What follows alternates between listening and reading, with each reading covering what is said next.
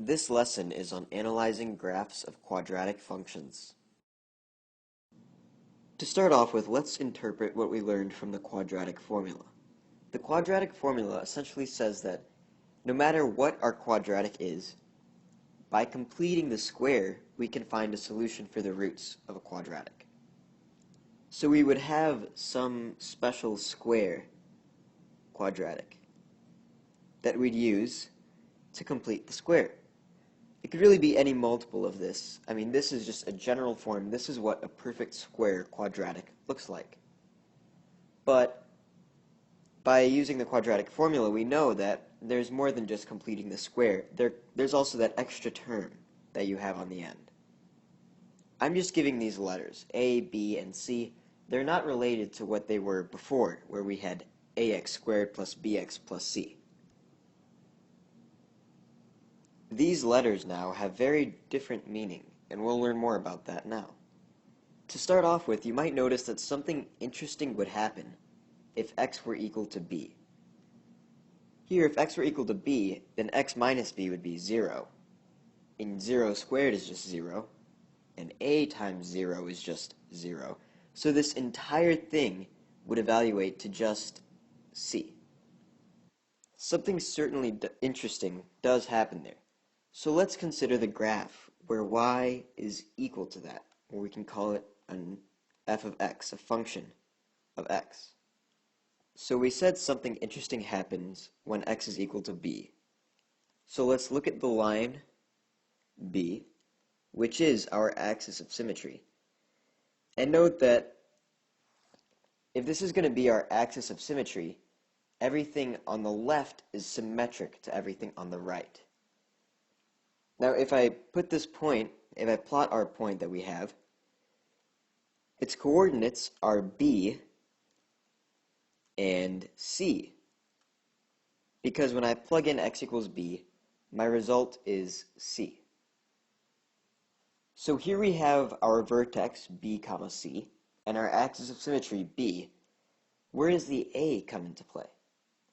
Well, to start off with, if a is positive, we know that we have a positive something times x squared, which means our numbers will keep on getting bigger and bigger and bigger. So if a is positive, then this opens up.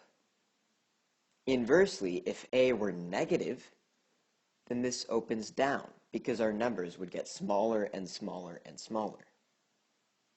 So let's say, for the sake of example, a were negative, and our quadratic opens down. Well, how far down does it open? How wide or narrow is it? To think about this, whether the quadratic opens up or down was asking whether a were positive or negative, but we never really thought about the specific value of a, if it's a big number, if it's a small number, and that tells us how wide or narrow it is. So if a were a really large number, that means that the moment this stops being 0, we're going to have a big impact. So if a is big, things are going to change really quickly. Our number is going to get small very rapidly. We're decreasing at an incredible rate. Now if a were really small, let's say it's nearly 0, like negative a half or something like that.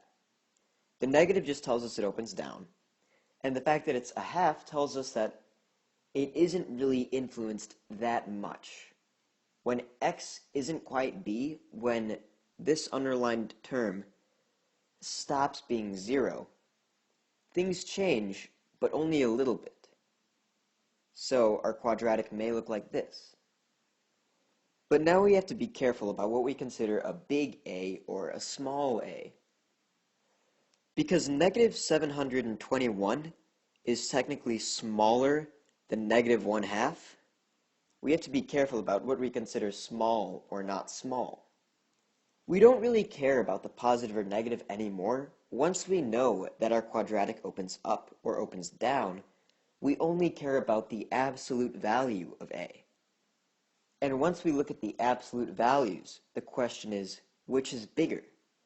The bigger that number is, the more narrow our quadratic is. If it's large, we have a crazy dramatic impact on our quadratic. But if it's small, it doesn't change that much.